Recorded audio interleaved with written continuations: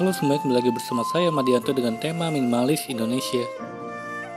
Kali ini kita akan membahas tentang 7 tips minimalis ala orang Jepang. Less is more, filosofi yang berasal dari ajaran Zen ini sedang menjadi tren. Bagaimana tidak, filosofi yang menjatuhkan seni hidup minimalis atau sederhana ini mengajarkan banyak hal. Seperti yang tertuang dalam buku Goodbye Things, Hidup Minimalis ala Orang Jepang, karya Fumio Sasaki. Lewat buku yang menginspirasi, sang penulis Fumio Sasaki berbagi pengalaman hidup minimalisnya.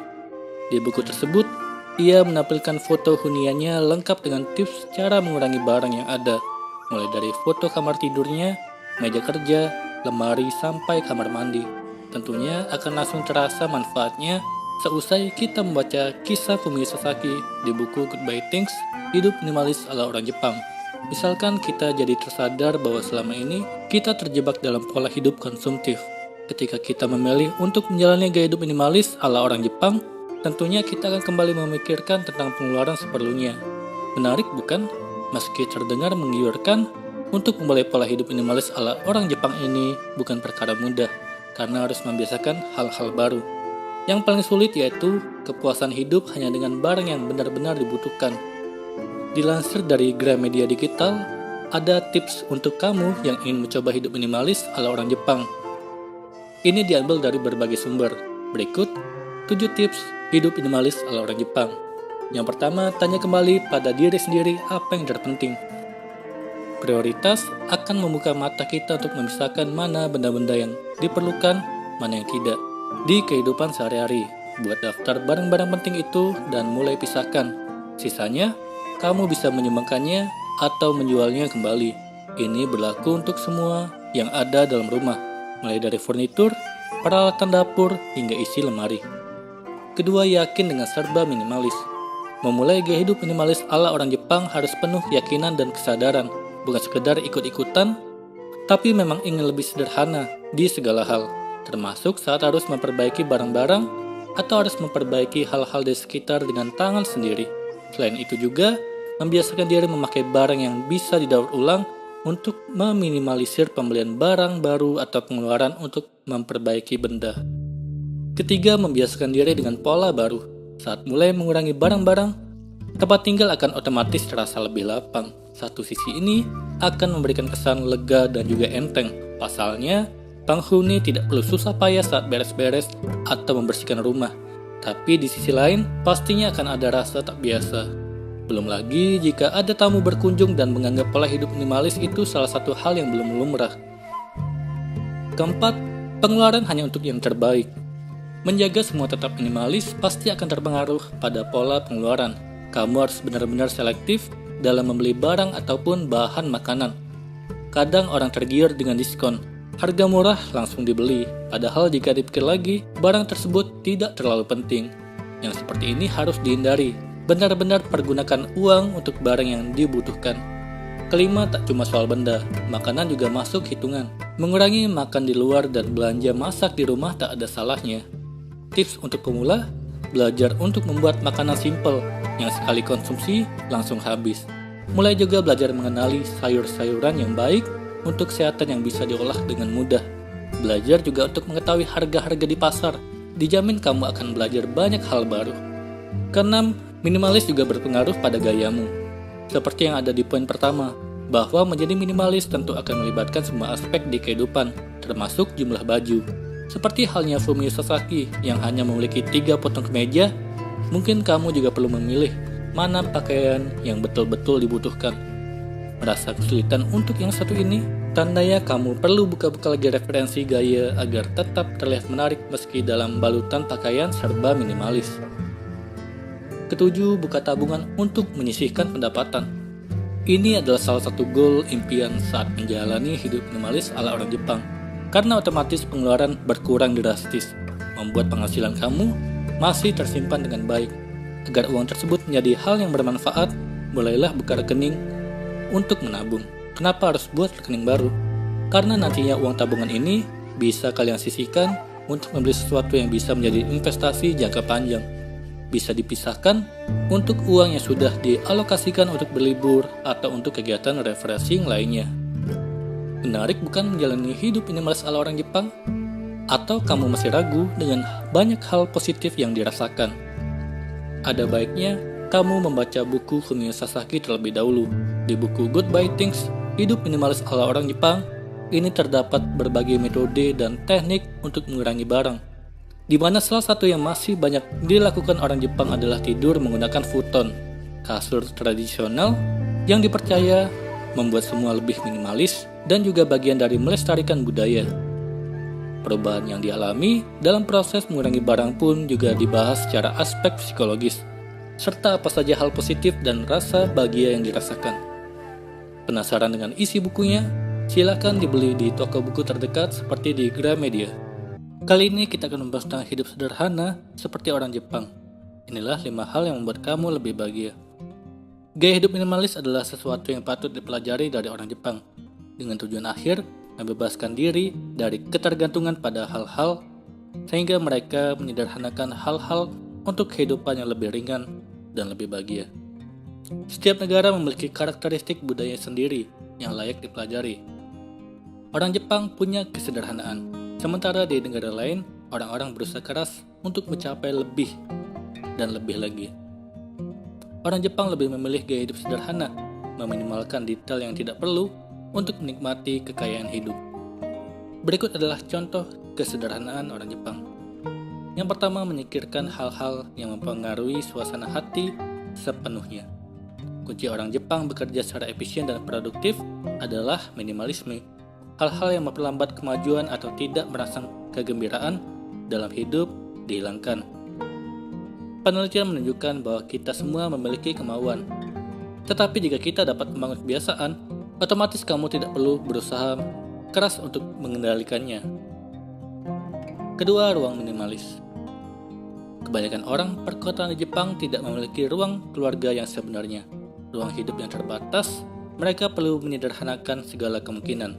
Alih-alih membeli rata-rata 20 kaos karena sedang obral, orang Jepang memilih untuk membeli 3 kaos yang pas untuk mereka. Orang Jepang juga lebih suka pergi ke perpustakaan untuk membaca buku. Mereka juga jarang menyimpan laci yang diisi dengan tutup pena tua, pengisi daya telepon, dan kartu lama, atau barang-barang lainnya yang tidak terlalu bisa dimanfaatkan lagi. Ketiga, katakan tidak pada junk food. Di Jepang, orang tidak makan junk food untuk melawan rasa lapar atau menghabiskan waktu. Orang Jepang hanya makan 3 kali sehari dengan nutrisi dan energi yang lengkap. Kamu tidak akan menemukan orang Jepang berjalan dan makan di jalan. Pakar nutrisi juga menegaskan bahwa kalau kamu memenuhi kebutuhan nutrisi tubuh di makanan utama, kamu tidak perlu makan lebih banyak cemilan atau snack untuk mengisi kembali energi. Keempat, belanjakan sesuai kebutuhan yang sebenarnya. Orang Jepang memiliki gaya busana yang santai. Mereka tidak menjadikan diri mereka budak tren, sehingga mereka membelanjakan berdasarkan kebutuhan yang sebenarnya dan lebih memilih hal-hal yang nyaman untuk hidup dan bertahan hidup. Kualitas selalu diprioritaskan daripada kuantitas. 5. Prinsip pemeriksaan waktu.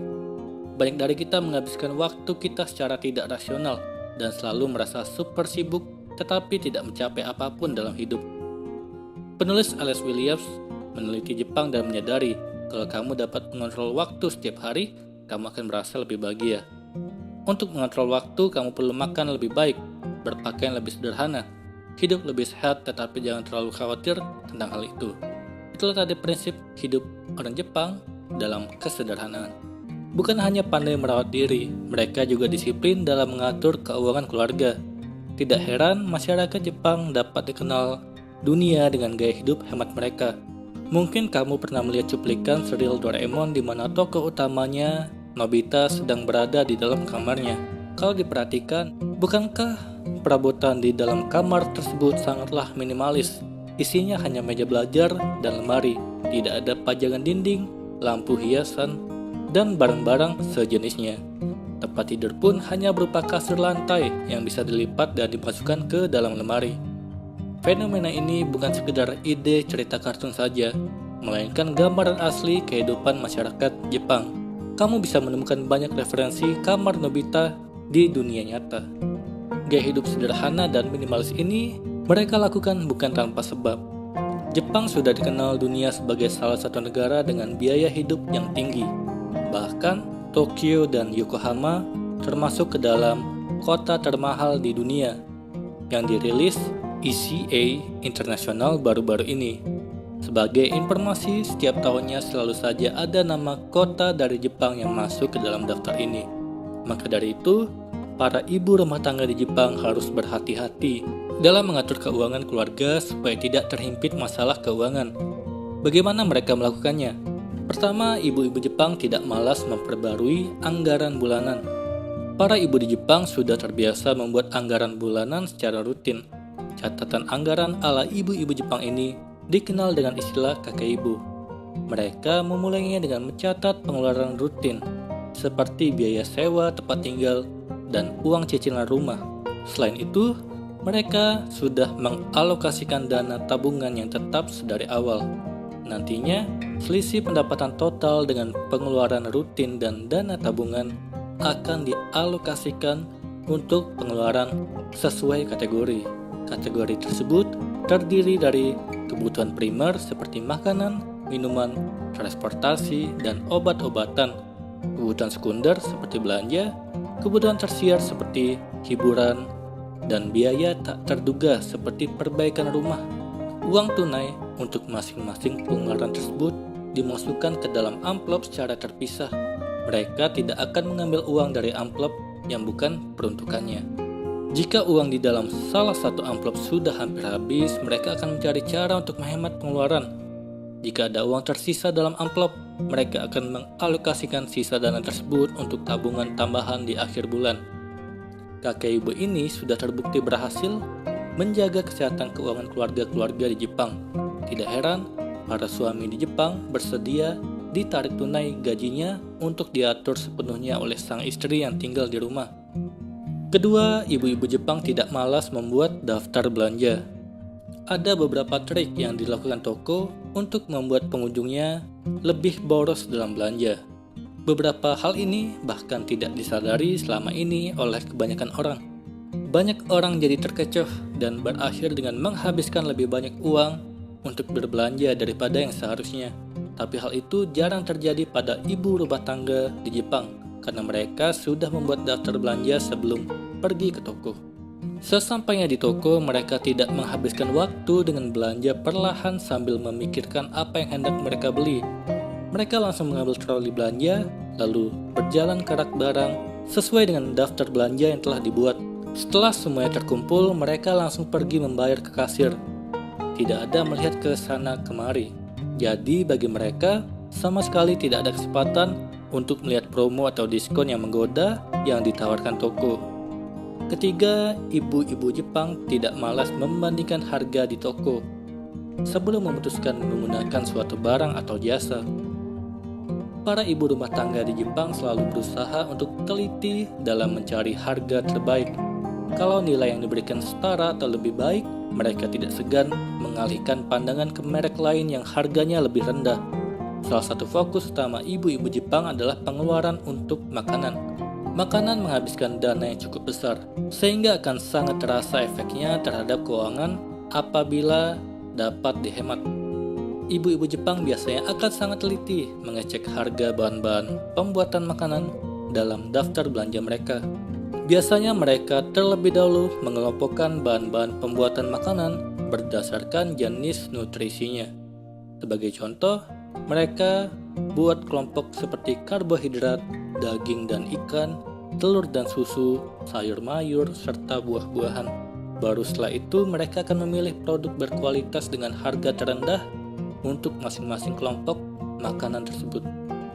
Keempat, ibu-ibu Jepang tidak malas masak sendiri. Pernah mendengar istilah bento? Istilah Jepang ini terkenal sekali dan sudah melekat pada citra ibu-ibu di Jepang. Bento merupakan istilah Jepang untuk makanan bekal berupa nasi beserta lauk pauk yang bisa dibawa-bawa dan dimakan di mana saja. Ciri khas bento Jepang adalah tata letak dan warna dari lauk pauk yang disusun menarik untuk mengundang selera orang yang akan menyantapnya.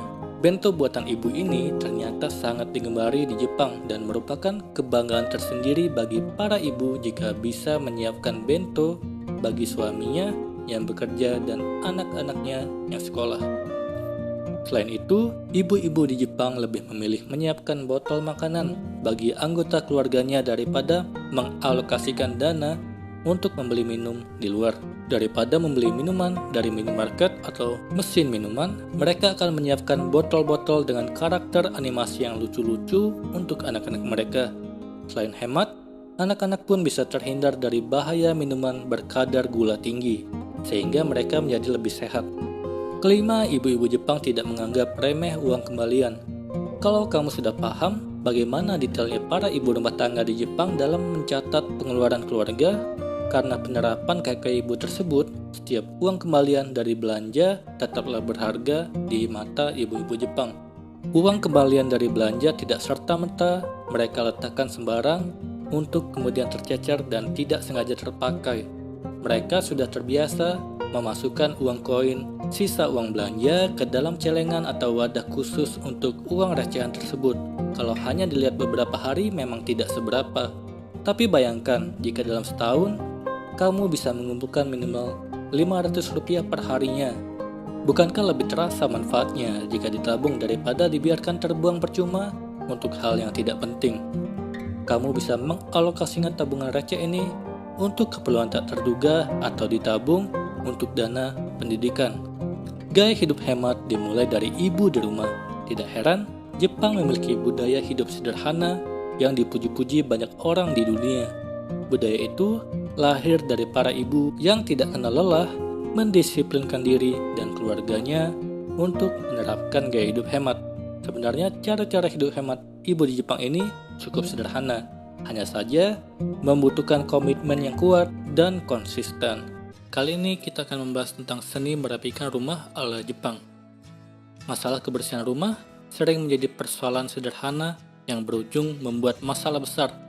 Tak semua rumah memiliki asisten rumah tangga, karena itu kita juga sebagai penghuni rumah yang harus membersihkan rumah meski dalam keadaan lelah sepulang kantor atau bekerja di lapangan. Walaupun bersih-bersih dilakukan setiap hari, mungkin kita bingung mengapa rumah tetap terlihat berantakan dan sulit rapi. Belum lagi jika banyak barang di rumah yang terkadang merasa sayang untuk menyingkirkannya, kendati sudah tak terpakai lagi. Padahal, hunian yang bersih dan rapi tentu akan membuat kita betah di rumah dan berinteraksi dengan anggota keluarga. Namun sibuk beraktivitas membuat kita menjadi enggan untuk merapikan rumah menjadi benar-benar rapi. Kalau kalian berpikir, bagaimana cara membereskan rumah yang ideal? Mungkin kalian akan tertarik mencoba metode KonMari ala masyarakat Jepang. Lebih dulu populer di negeri matahari terbit, metode KonMari ditemukan oleh Marie Kondo, seorang konsultan kerapian dan penulis buku yang sudah gemar membereskan rumah sejak kecil. Kendati dikenal sebagai negara canggih dan rajanya teknologi, nyatanya Jepang masih mengedepankan prinsip tradisional dalam merapikan rumah. Pada dasarnya, metode merapikan rumah ala warga Jepang ini memiliki dua aktivitas inti, yaitu decluttering atau menyingkirkan barang yang sudah tak diperlukan lagi, dan organizing atau mengatur barang. Namun jangan salah, mengatur ala Jepang ini tidak sembarangan karena ada beberapa prinsip berbenah yang harus dipenuhi agar kerapian rumah dapat tercipta dengan sempurna. Berikut ini cara yang tepat untuk membersihkan rumah ala Jepang. Yang pertama, komitmen pada diri sendiri. Ini adalah hal yang utama. Menurut metode KonMari, membereskan rumah harus dilakukan segera. Jangan menunda dengan alasan apapun. Salah satu penyebab rumah berantakan adalah kebiasaan penghuninya yang kerap menunda dan hanya membereskan dengan dicicil sehingga tidak tuntas. Selain itu, pastikan kalian memiliki mindset yang sama dengan anggota keluarga lainnya dalam hal beberes rumah. Kedua, singkirkan barang tak terpakai. Selama ini tentunya banyak sekali barang tak terpakai yang masih saja disimpan dengan alasan sayang untuk membuangnya. Kekeliruan lain mengapa rumah sulit rapi yaitu hanya terfokus pada pola pikir asalkan rumah rapi, bukan menyortir dan mengurangi barang yang ada. Hal ini menyebabkan terlalu banyak barang yang menumpuk, apalagi kalau tempat menyimpannya miring. Tentu tidak akan membuat rumah menjadi rapi. Padahal tahukah kalian, barang-barang tersebutlah yang menciptakan kesan rumah menjadi kotor, sempit, dan berantakan. Jika kalian memang tak ingin membuangnya, maka pastikan ada gudang tempat penyimpanan di rumah. Ketiga, selalu letakkan barang pada tempatnya. Pastikan semua barang-barang di rumah kalian berada pada tempatnya, terutama setelah selesai digunakan. Letakkanlah peralatan dapur di tempatnya. Jangan biarkan tergeletak di ruang makan. Begitu pula dengan buku-buku dan benda lainnya. Setelah menggunakannya, maka kembalikanlah ke tempat semula. Keempat, siapkan kotak sepatu. Jangan biarkan sepatu diletakkan di tempat yang sembarangan. Meski di dekat pintu sekalipun, upayakan harus diletakkan dalam rak atau kotak sepatu. Selain memastikan bahwa debu yang menempel tidak akan menyebar ke dalam rumah, menggunakan kotak sepatu juga akan membuat rumah terlihat lebih rapi. Kelima, mulailah dari hal kecil dan kebiasaan. Jangan terpaku untuk membereskan hal-hal besar setiap hari. Mulailah dari hal kecil, seperti mengembalikan barang ke tempatnya. Dari kebiasaan inilah tentunya tugas untuk membersihkan rumah akan semakin mudah. Jangan lupa membuat jadwal menyapu, mengepel, dan lainnya agar tak perlu setiap hari dilakukan. Keenam, kelompokkan pakaian pada tempatnya.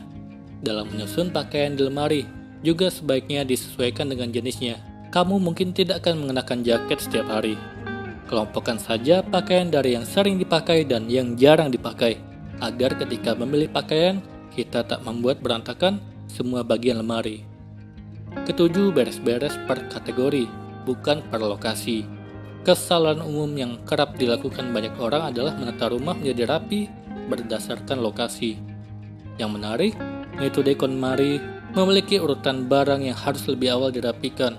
Pakaian, buku, dokumen atau kertas, komono atau barang-barang kecil seperti aksesoris, kosmetik atau obat-obatan, serta sentimental item atau benda yang memiliki nilai kenangan dalam hidup.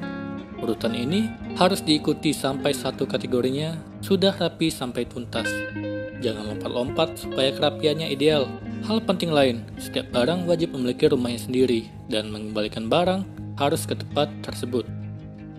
Dan terakhir, Spark Joy sebagai parameter utama. Selain mengenal fungsi barang, ada satu elemen yang ditekankan dalam metode KonMari, yaitu Spark Joy. Dengan kata lain, saat membereskan rumah, pastikan kalian benar-benar hanya menyimpan barang yang memang bermanfaat serta memberikan energi yang positif dan bahagia untuk penghuni rumah. Selain itu, barang yang telah disortir bukan dibuang, namun disumbangkan kepada orang lain yang membutuhkan. Jika ingin memulai, kalian bisa menulis harapan apa yang ingin dicapai saat membereskan rumah dan pastikan untuk menyediakan waktu untuk melakukan aktivitas ini, misalnya saat akhir pekan. Idealnya, bersih-bersih dilakukan maksimal 5 jam dalam sehari, saat situasi hati sedang nyaman dan bahagia untuk menata rumah agar hasilnya optimal. Biasanya, metode ini memakan waktu 3-6 bulan hingga benar-benar tuntas. Namun itu tergantung pada jumlah anggota keluarga dan banyaknya barang yang ada di rumah. Tak hanya rumah yang rapi, dengan metode ini kalian akan mampu menahan hasrat untuk berbelanja dan mengetahui dengan pasti apa yang benar-benar dibutuhkan dalam hidup. Yang tak kalah penting, tentunya rumah pun menjadi nyaman di setiap sudutnya. Itulah tadi cara masyarakat Jepang membersihkan rumah. Apakah kamu tertarik melakukannya di rumah? Semoga ini bermanfaat. Sekian dan terima kasih.